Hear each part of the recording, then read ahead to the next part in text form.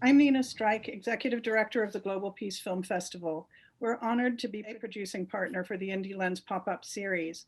Thank you for joining us, and welcome to our discussion of the Indie Lens pop-up film Mr. Soul that premieres on PBS's Independent Lens on February 22nd. It's my pleasure to introduce and welcome writer, photographer, and performer Renata Sago to moderate this discussion. Welcome, Renata. Thank you, Nina Strike. Thank you, Global Peace Film Festival and Indie Lens Pop-Up for creating this important space for an exciting conversation. I'm Renata Sago, and for more than a decade, I've documented Black life and its nuances, from the lives of Harlem Renaissance era performers to men and women in carceral facilities across the US. We have with us two very, very special guests. Clennon and Vern Smith will be talking about a film, Mr. Soul. Before Oprah and Arsenio, there was Mr. Soul. From 1968 to 1973, the public television variety show Soul offered an unfiltered, uncompromising celebration of Black literature, Black poetry, Black music, and Black politics. It also captured a critical moment in our culture whose impact continues to resonate today. We'll be discussing the film and the impact of the show with Clennon L. He's a critically acclaimed, award-winning documentary filmmaker whose films focus on the underrepresented experience of Africans in America, especially where it concerns their history, struggle, and legacy. We also have with us Vern E. Smith. He's a prize-winning journalist, author, and screenwriter, a former Newsweek Atlanta bureau chief, and national correspondent. His work has also appeared in numerous other publications. He has contributed to or co-authored 5 books, including Brothers and My Soul Looks Back in Wonder, Voices of the Civil Rights Experience. Welcome, Clennon and Vern. Thank you so much, Renata. Okay, so Clennon, we were talking a bit earlier, and you have a relationship to soul in some way. Tell us a bit about that. Yeah, the gentleman who is the co-creator with Ellis Hayslip is a gentleman by the name of Christopher. His nickname was Kit Lucas, and Christopher Kit Lucas was actually at my boarding school. I went to the Putney School in Putney, Vermont. My father was a lawyer for Dr. King during the first major campaign after Montgomery. And because he was a moving target, he didn't want the sins of the father to be visited on his children. So he shipped us off to New England boarding schools. The first 2 to Massachusetts, the last 3 to Vermont. I was the last of the 5. And so I ended up at the same boarding school that Kit Lucas was at. Obviously, he's 25 years older than I am. But the reality was that years later, I would end up being a fundraiser for the boarding school and would have occasion to go to Times Square to meet with him because I was soliciting him for a building that they were trying to build. And as it turns out, I discovered that, he was a filmmaker, and he starts talking about this project and about the role of working with the Black community on soul. And I didn't really quite know what he was talking about until this week when I sat there and watched the film. It was incredible. And later on, I will say briefly, he did help me in terms of a distribution plan in terms of my own documentary films, and was very, very supportive. So Kit Lucas, great guy, and you saw him throughout the film Soul, Mr. Soul. He was a white Jewish gentleman, white-haired gentleman you'd see. Really great guy. Okay, and so when we watch this documentary, there are many, many things that we could talk about. One comment that Felipe Luciano brings up is that the program was so beyond its time that it was in time. Vern Smith, let's talk a bit about the context in which this show is birthed.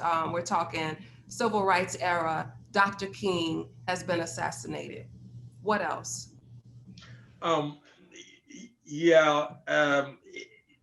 What struck me watching Mr. Soul, which is a tremendous, really well done piece of work, but what struck me in retrospect, looking at it, I was in college at the time that it premiered, and you know, the fact that it seemed to be kind of in real time, like catching lightning in a bottle, because everything that you see, it illustrates what was going on in real time with especially young Black people during that period, and it really was a period of transformation, really nationally, in terms of how we saw ourselves. 2 years prior, 1966, 2 years before this show comes on the air, during the James Meredith to Mississippi March from Memphis, where Stokely Carmichael first utters the phrase Black Power, that young Black people begin to sort of think differently about how they perceive themselves. I mean, prior to that, we were colored or we were Negroes, and really embracing Blackness was really not something that people did. So, and part of this has to do with the media sort of demonizing Black people when they were not totally ignoring us. So the sort of rise of Black consciousness that began to take hold, Ellis's premiering that show coincided with it. So there's so much energy in watching some of these performances, the poets and the singers alike, that what struck me was that it was so organic, and it was happening like in real time. So the consciousness that is expressed in those performances is really being picked up and embraced across the country, and a sort of kind of Pan-African way of thinking about ourselves began to take hold in appearance and dress and just kind of attitude that really kind of extends to this day. Yes, powerful stuff. I mean, Ellis Hayslip was a phenomenon in himself. He said that Soul's purpose was to share the Black experience, not to entertain or educate, because it helped to make images of Blacks visible in a society where they were invisible.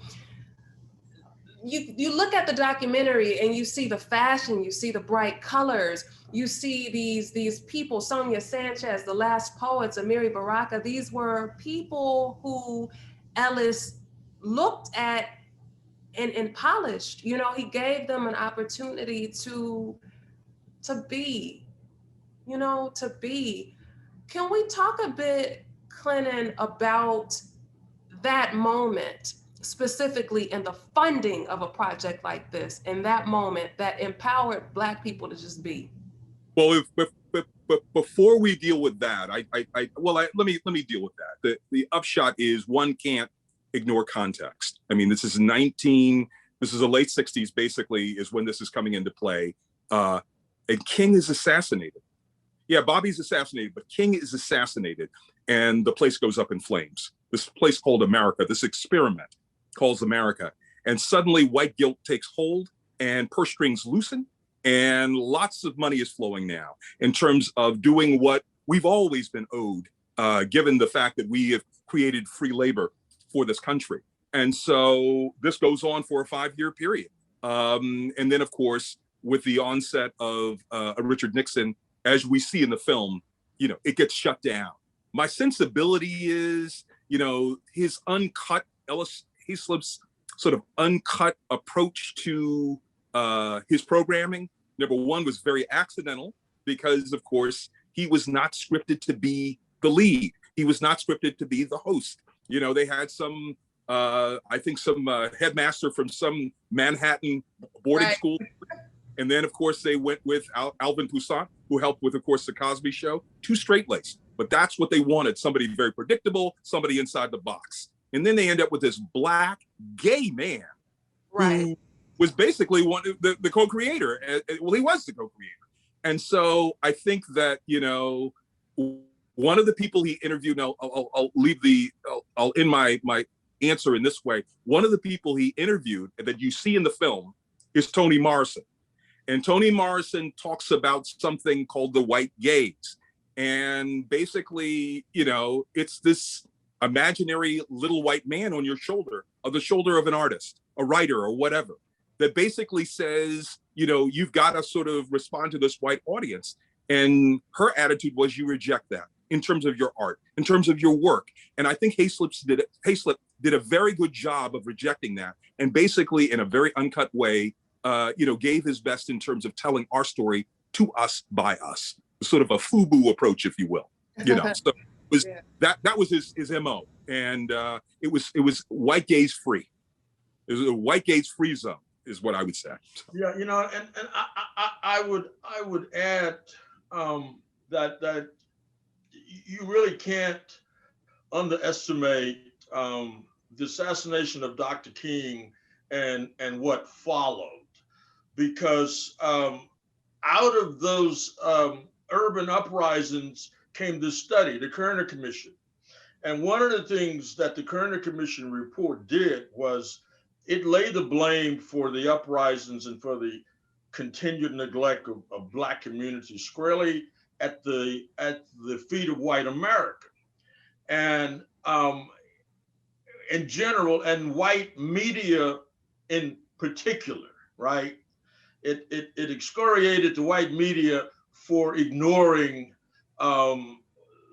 life and conditions in Black America. And so when the uprisings occurred across the country after Dr. King, big media companies went into like a frenzy of how can we deal with this? And so the landscape that sold premieres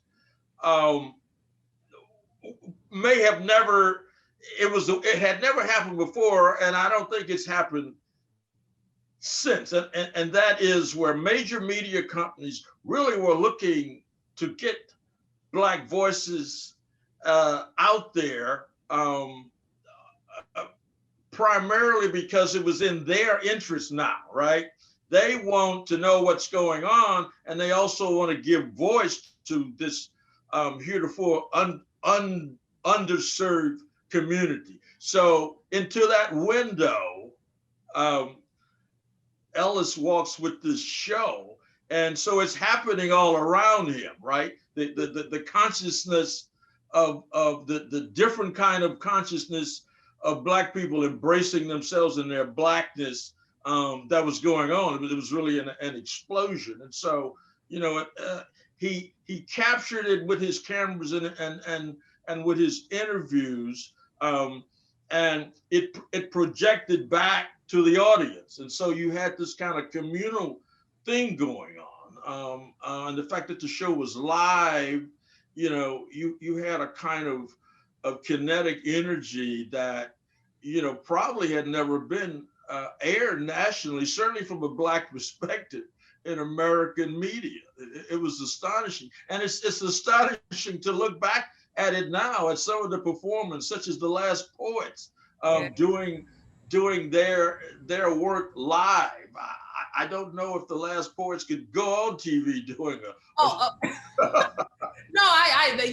and shout out to the Last Poets. They just had their album Transcending Toxic Times come out, but to go back to the host, which is really powerful. This documentary talks about a host who removes himself from the conversation. This is not about ego. It's not about performance. It's about collective. It's about what can we do to bring an authentic and in a humanizing sort of interpretation of Blackness to the people. What is it about this man? What is it about him? What struck you that empowered him to be able to do this during this time, a Black gay man?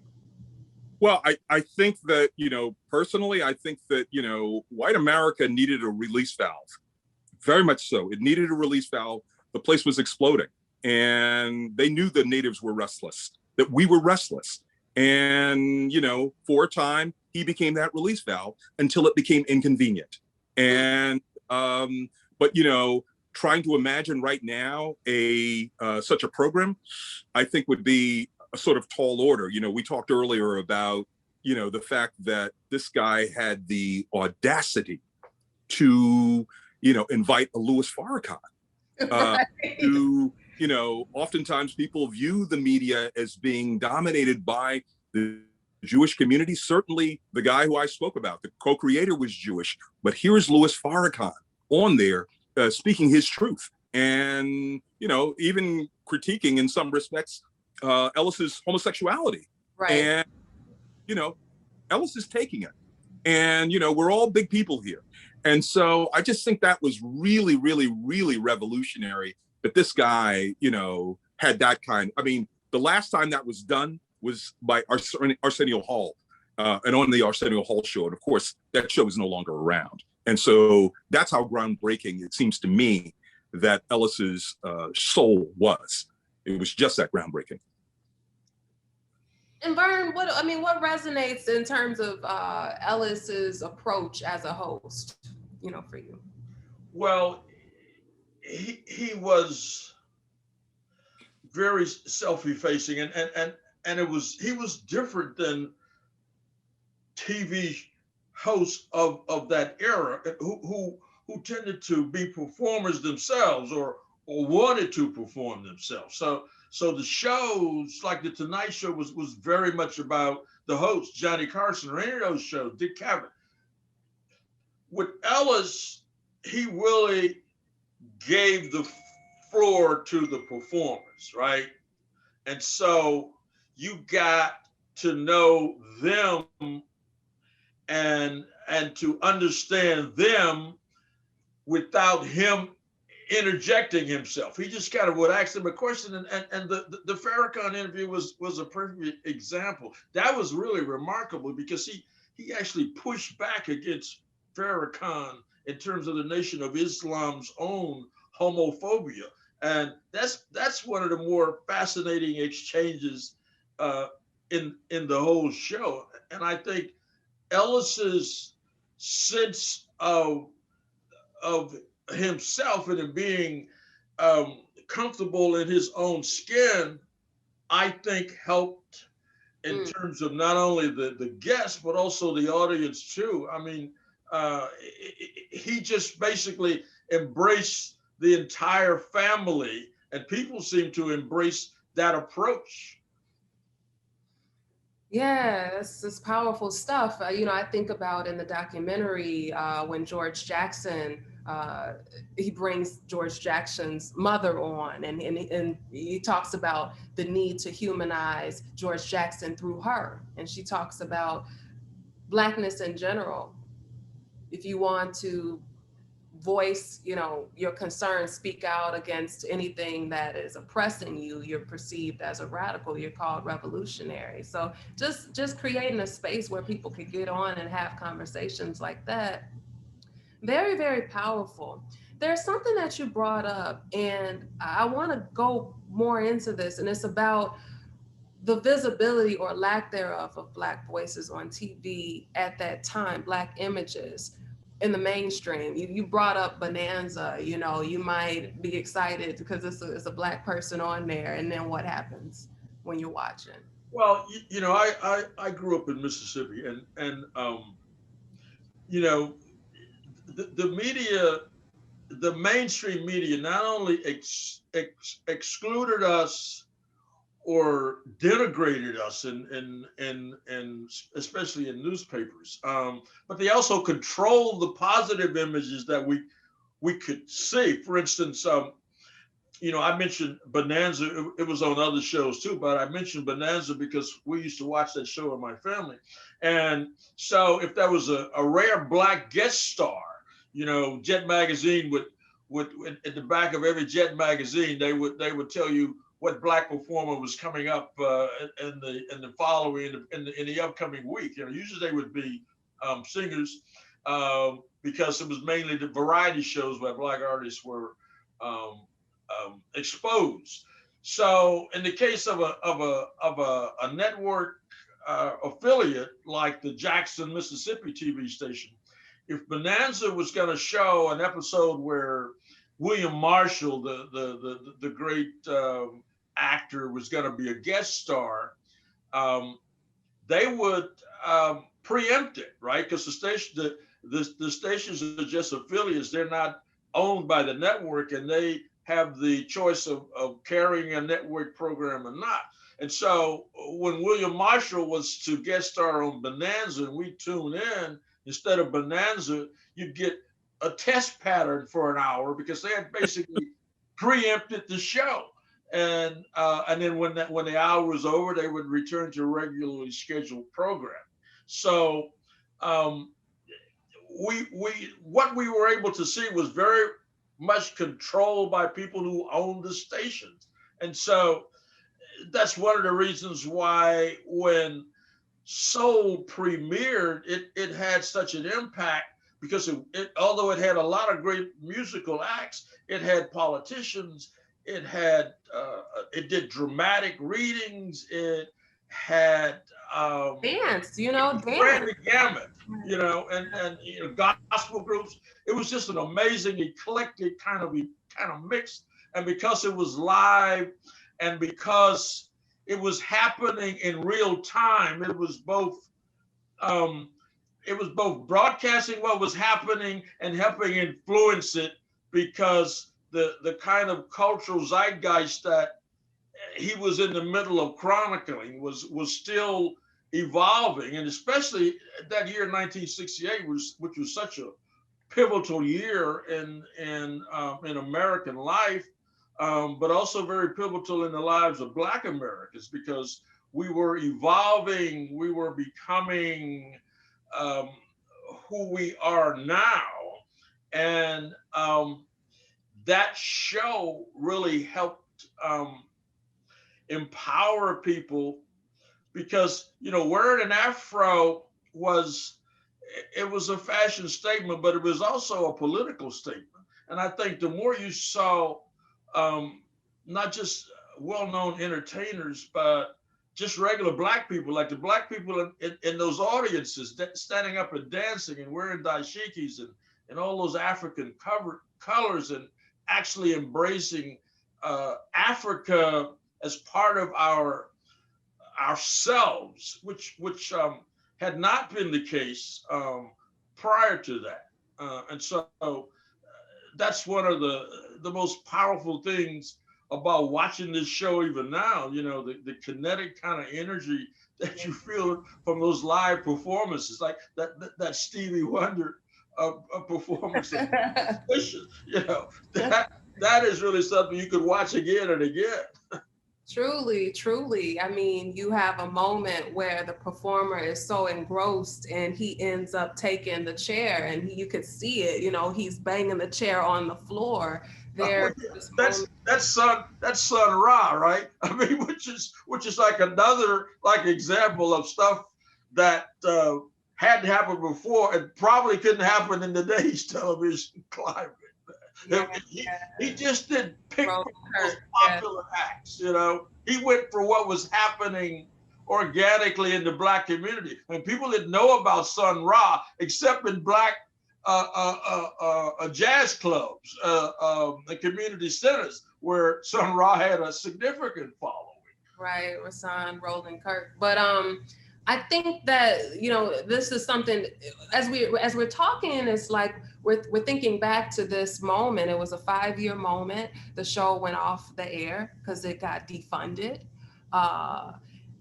and there was this pitch you see in the documentary. There was a pitch: write letters so that we can continue our funding. Let's talk a bit about the now. Could a show like that exist now, publicly funded, CPB money?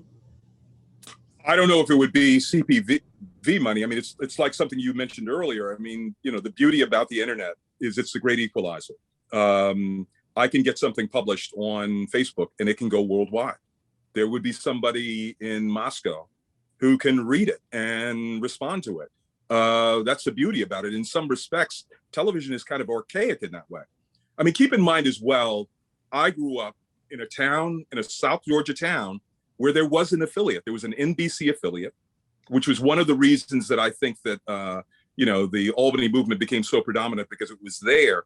But I'd never heard of Ellis Hayslip. Keep in mind, he was basically broadcasting to a fairly small audience. I'm saying to you, tri-state area, Connecticut, New Jersey, New York, and that's pretty much it.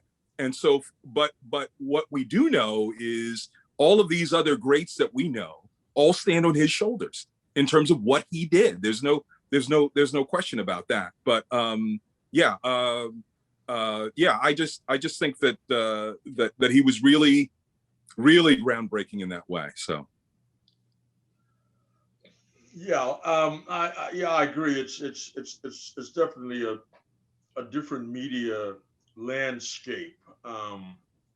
But it would be really interesting to see that kind of all encompassing approach to Black culture today, you know, where no aspect of it, everything was equal, like the drama performances, all of it was, he gave equal time to all of it.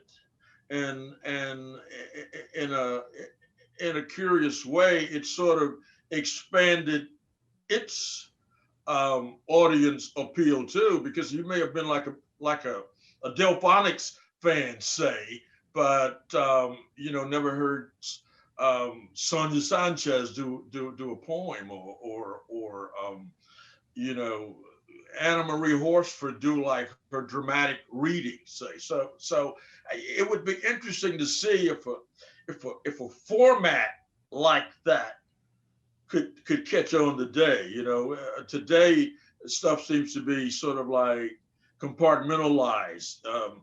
You know, although in the real world, in Black life, it really is sort of all encompassing. But it's a hip hop show, or it's an R&B show, or it's a gospel show, or it's a dramatic reading. But you know, probably since that show, have you not seen that kind of collective embrace of all of the different aspects of cultural expression? Right. Yeah. Right. You both are storytellers, and so in what ways does Mr. Hayslip's legacy manifest itself in your own work, from, you know, Boston to being, you know, born in Mississippi and having a career in Atlanta and going to school in California? Let's start with Clennon.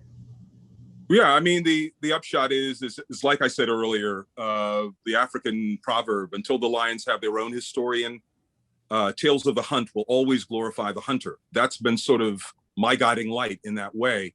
And what I was sort of trained by my father in terms of the fact that I needed to be very, very comfortable in my own skin wherever I was. And so I have looked for stories that resonated with me and resonated with my being who I am, and that being a Black man. And so in terms of my choice, in terms of projects, you know, I focused on the little known campaign out of St. Augustine, Florida. People don't realize that the oldest city in this country is named for a Black preacher who was an African bishop who became a 4th century saint and is the namesake of the oldest city in this country. And his mama has a city named for her right outside of Los Angeles, which you know is Monica, as in Santa Monica. These were Africans. And that this is where Dr. King, yes, he went ahead and got JFK to introduce the Civil Rights Bill at Birmingham, but what made it law of the land was the bloodshed at St. Augustine. And so to tell that story, I'm also focusing on the story, the little known story. There were only 4 places that Dr. King lived of any consequence. He lived in Atlanta, of course. He lived outside of Philadelphia in Chester, PA, where he went to divinity school. He lived in Montgomery, of course, and then he lived in Boston. And yet Boston has really never told his story. I just got published in the Boston Magazine last month, the love story of Martin and Coretta. Yeah, he got his PhD from BU, but you know, she got her MRS from Boston, and she got it from King. And to tell that love story is what I've just done. So I always want to tell stories that are going to resonate with our children, because I can't tell you, having lived in Boston almost 10 years, how many young teenagers, when I ask on Martin Luther King's birthday, did you know he was here? And the vast majority of them say no. And this, keep in mind, is the home of the American Academy. This is the American Academy called Boston. And these children don't know. Our children don't know.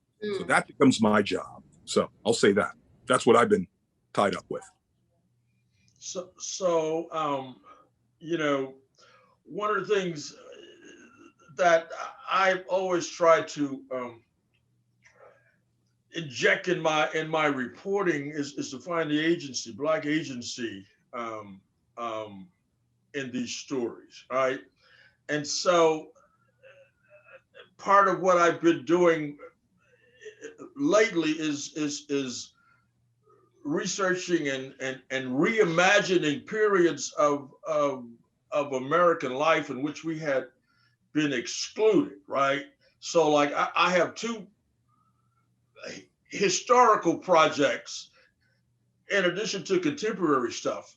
But this is all stuff that I didn't know, right? I grew up in Natchez, which is like the oldest settlement on the Mississippi River, right? It was the home of, which I didn't know any of this. I knew it was home of Forks of the Road, which was the second largest domestic trade slave center in America after Algiers in New Orleans, right? So one of the things that I learned that I want to impart to young people is the agency of the enslaved people and also the Black abolitionists 50 years before the Civil War.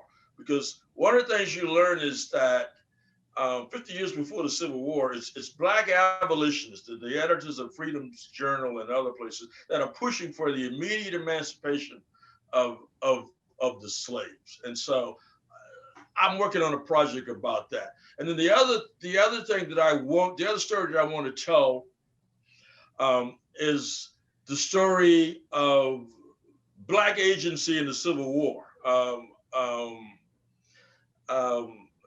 Self-emancipated slaves who ran away and joined the Union Army and really changed the course of the war, right? And this is not Glory, which people may be familiar with, which was a story that was, you know, early in the Civil War and before Black people, before Lincoln really had tumbled to the Emancipation Proclamation, right?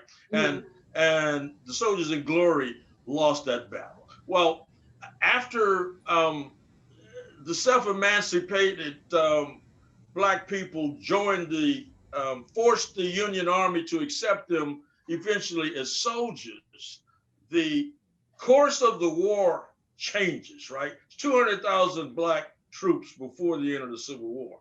And if we understand that agency, right, it will give us a better sense of our own impact, not only in our own liberation, but in terms of changing the course of American history. Because when you look at the trajectory of the war, when the war moved south in 1863, right, the Emancipation Proclamation, although it's passed, it can't really apply because all of the Black people enslaved are still in the Confederate States, right? So, the only way you can get free is if you self-emancipate. And yeah, I mean, and what you both raise is stories of unearthing that which has been buried, right? And then it's also the realization of our power, of Black people. And going back into the documentary as we wrap this conversation up, which really is a springboard. It's just the beginning, it feels like, but you echo in so many ways the words of Stokely Carmichael talking about building Black people as builders. And he, brings this parallel in of what Europeans were doing, or, the caves versus the builders. So thank you so much for this phenomenal conversation. To both of you all, Vern Smith and Clennon King. Thank you. Thank you for having me. And thank you for such an enlightening conversation, Renata, Vern, and Clennon. And thank you for watching. Mr. Soul premieres on Independent Lens at 10 p.m. Eastern Time, 9 p.m. Central on February 22nd. You can also watch it for free on the PBS app from February 22nd to March 23rd. A special thank you to Global Peace Film Festival's local PBS station, WUCF, who's our partner on the Indie Lens pop-up series. Check out upcoming Global Peace Film Festival events at peacefilmfest.org. And remember, if you're commenting on the film on social media, use the hashtags Mr. Soul PBS and hashtag Mr. Soul the movie. And thank you for joining us.